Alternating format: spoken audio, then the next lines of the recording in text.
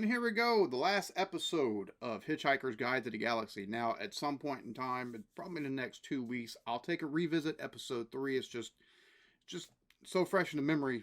I'd rather take and get through the episodes I haven't seen before I revisit one that I have. There are multiple shows in life that I've rewatched more than once. But this being so fresh, I just can't immediately go back. It just wouldn't be a good even review at this point. So we got episode 6, Hitchhiker's Guide to the Galaxy. Let's get to it. The history of every major galactic civilization passes through 3 distinct and recognizable phases. The first phase is characterized by the question, how can we eat? The third by the question, where shall we have lunch? Small social groupings under stressful conditions can pass through these phases with extreme rapidity. Excitement and adventure, really. I love how Arthur is still just like, yeah, shut up, leave me alone. Or he's basically, for these characters' purposes, sometimes it's kind of a third wheel. Disaster area, whose stage act traditionally ends with a black stunt ship on automatic pilot. A black stunt? Oh, so this is the stunt ship. Oh. Listen, Earthman, you've got a job to do, right? The question to the ultimate answer, right? There's a lot of loot. What's the question? How should I know? Could be anything. I mean, what's 6 times 7? 47. Why ask me? Because you were the last one. You were there when your planet did the big firework. It's printed in the Earthman's brainwave patterns, but I don't suppose you'll be very interested. It amazes me how you manage to live in anything that small. Ah, abuse. Why should I want to make anything up? Life's bad enough as it is without wanting to invent any more of it. The ultimate question of life, the universe, and everything. Yeah. Bro, he is dragging that out. Will you just tell us, you motorized maniac? Oh, I think this ship has a far better idea of where it's going than we do. I wonder who this ship belongs to. Me. No, who it really belongs to. Really me. Prop ship, this is your new owner speaking to you. The black ship is now in pre-sundive position. Put it under control of central stage coordination. Sundive? What does sundive mean? It means the ship is going to dive into the sun. What do you expect if you steal disaster area stunt ship? Hey, Marvin. Why didn't you tell us? You said you wanted excitement and adventure. Bro, the fact it's just so... just... The deadpanness of the robot, the roboticness of it as a foil to their excitement and in some cases, a neurotic behavior, wildness that they've got is hilarious. Such a perfect foil. High above me, the sun is shining away and doesn't know what's gonna hit it. The waves, hurricanes, irreparable damage to the atmosphere, and all the usual. So apparently, the universe over, environmentalists all over are the same freaking way. If you take and do this, it's going to cause this, that, and the other. Okay, cool. Yeah, Marvin's, oh my God, his robotic answers and just his deadpan robotic delivery of everything is such an awesome foil to their hyperactivity and their excitement or their excitable nature in the way they take and look at things or ask things and things of that nature. Absolutely love it. Representative of disaster area met with the environmentalists this morning and had them all shot. Had them all shot. You know what I'm thinking? I think so. Tell me what you think I'm thinking. I think you're thinking it's time we get off this ship. I think you're right. So this is it? We're going to die? I wish you'd stop saying that. One of the things that Ford Prefect had always found hardest... This is it. We're starting to dive. We're heading straight into the sun. Hey, Ford. Is the status crew on the radio? Yeah, I said there was a whole bunch of people on board. And they said? Hi there. What does teleport mean? What did you say?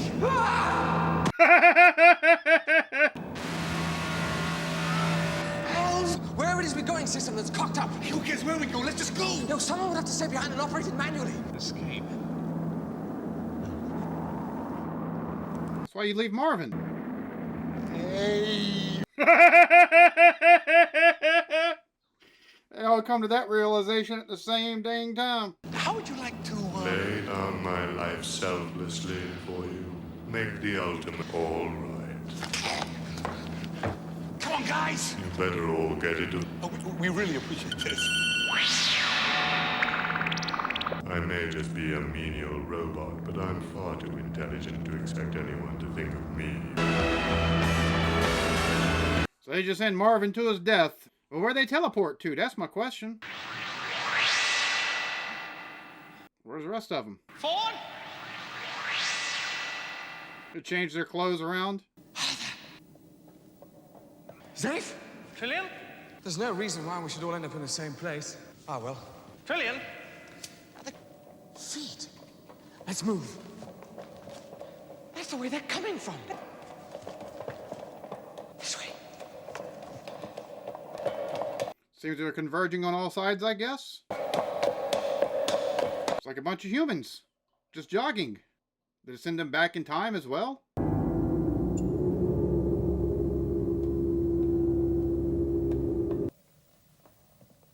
What is that?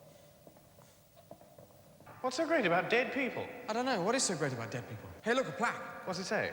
Goggle and a serial number. Telephone sanitizer? A dead telephone sanitizer? Best kind. What's he doing here? Not a lot. Not a lot. He's a second-hand car salesman. Are you sure these are coffins? They're terribly cold. All right. Why isn't anyone ever pleased to see us? Move! Left, right, left, right, left, right. Keep in line. So, cryogenically frozen people? Oh no, there's empty... Wait, what? Are they... Wait, what? Do they unfreeze every so often and take a jog around, get this, blood flowing, and then right back at like... What? Alright. I just had a sort of report thingy from number one. He was shouting something or other about having found some prisoners.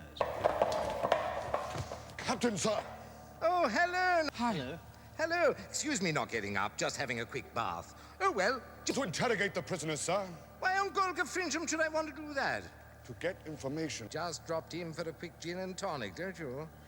Sir. Ask them what they want to drink. Thank you, sir. What do you... What do you want to drink? Well, the gin and tonic sounds very nice to me. With ice or without? Lemon? Yeah. It's like the worst bartender ever at this point.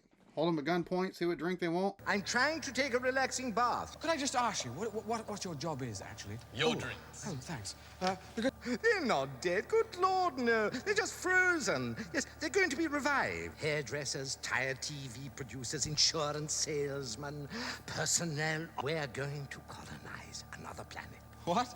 Yes. Exciting, isn't it? With that lot? Oh, with that lot.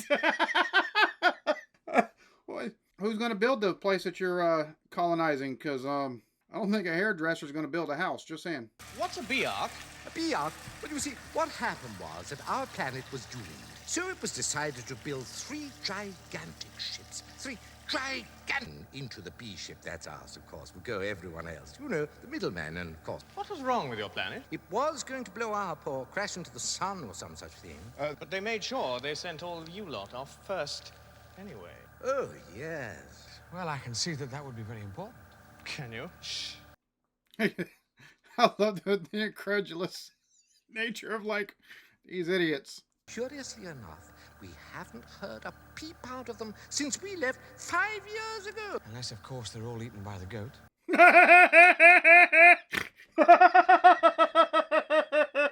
Now that I come to tell this story to someone else, huh? Thanks for the drink, and if you could sort of drop us off at the nearest convenient planet. Oh, I'm afraid that's a little difficult to... We're stuck here on this ship? When are you going to arrive at this planet you're meant to be colonizing? Oh, I don't know, though. Why stop just when I'm enjoying? We are about to land, then. Well, programmed to crash on it. You're all a load of useless bloody loonies! Yes, that was it. That was... You're all that was it. Lord have mercy. Golga Frincham. It was, of course, a descendant of these eccentric poets who invented these spurious tales of impending dooms until they were all suddenly wiped out by a virulent disease contracted from... Oh my God. A dirty telephone. Crash landed into the prehistoric dawn of a small blue-green planet at... It's odd, isn't it? With them are Arthur Dent and Ford Prefect. Something is bothering them. It's very, very odd. All right. So, what are they doing now? And granted, it looks like Earth, so I'm sure that's one of the reasons why things are very, very odd. A year and a bit later. It looked like Tom Hanks on Castaway. Well, I said it was odd. Yes. I wonder how the Golgafrinchans are doing. Do you? All right. I'm sure we ought to start. All right. The light is going. All right, I'd like to call this meeting to some sort of order. He's still in the tub, really? If you'd all care to look at the agenda. Remember me? I made a discovery. I'd like to tell you about. As a fully trained management consultant, I must insist on the importance of the committee structure. You two shut up. I want to table a motion. Bolder emotion, you mean? Just say Order, order.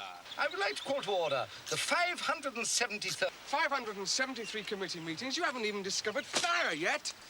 That's you. What have you done? Well, they gave me a couple of sticks. Made chopsticks. Lovely.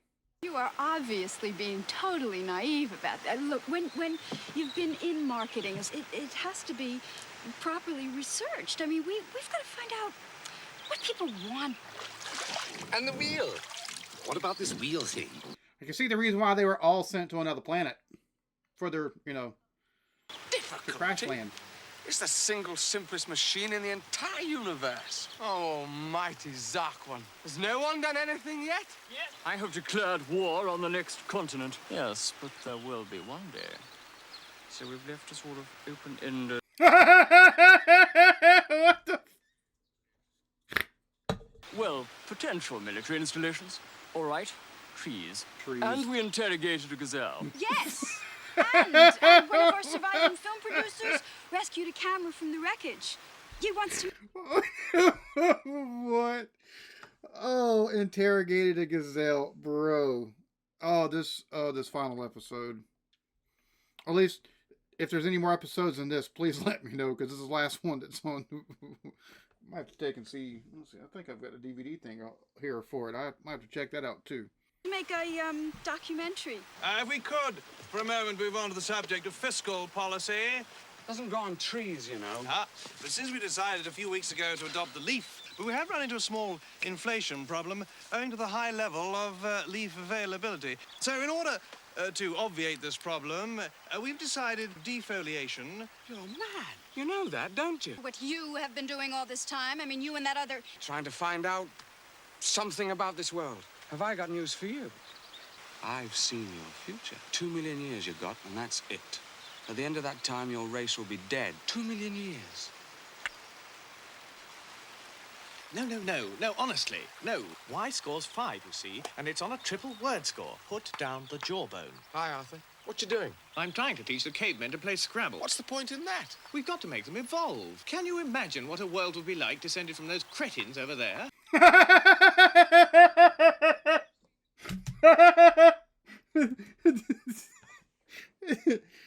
The middlemen are the cretins. They'd rather take and deal with the cave people and teach them things. Oh my God. What is that in the background? Why does that look like a car? You tell them what we discovered. No, Norway's okay, not about for our signature on the glacier.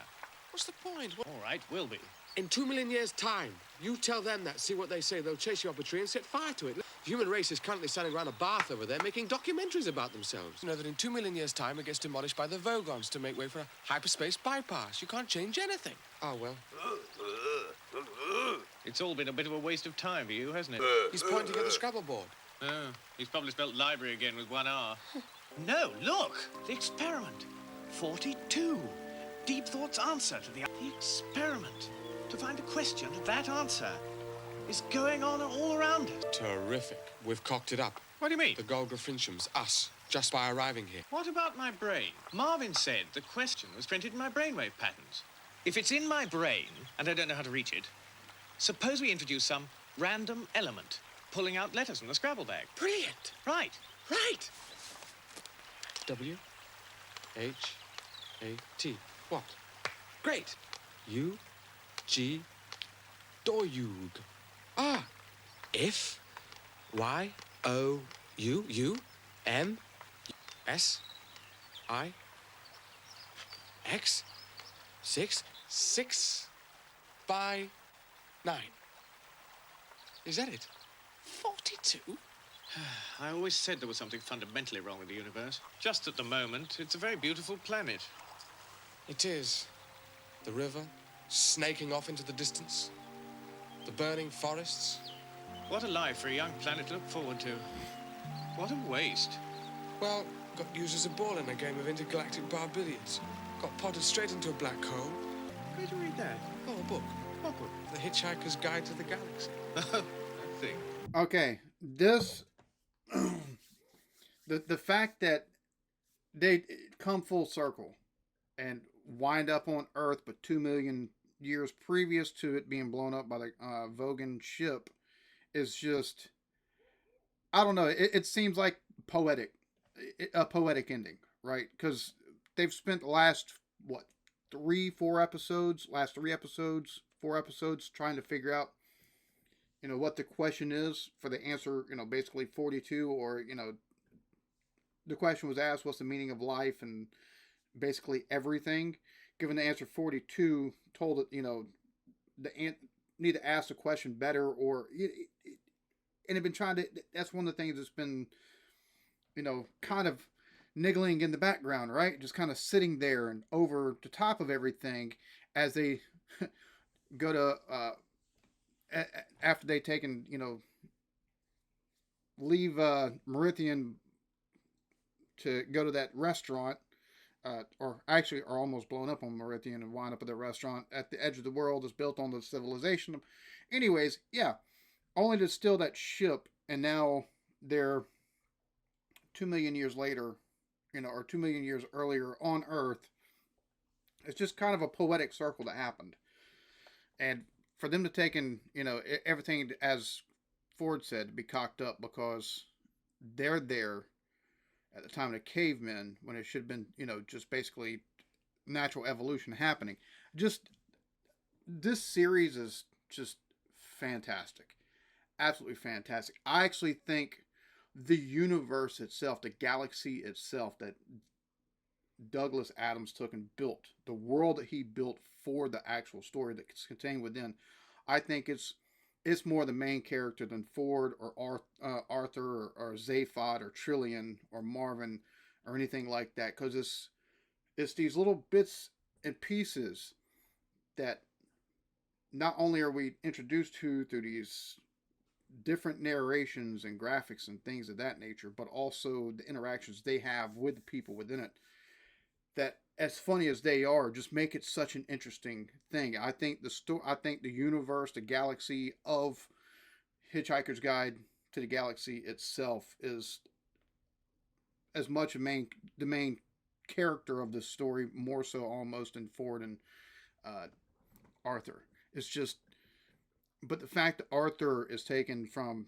basically saved from the impending doom of the Vogons, and then winds up 2 million years earlier back on Earth with Ford. I think it's such a poetic circle around.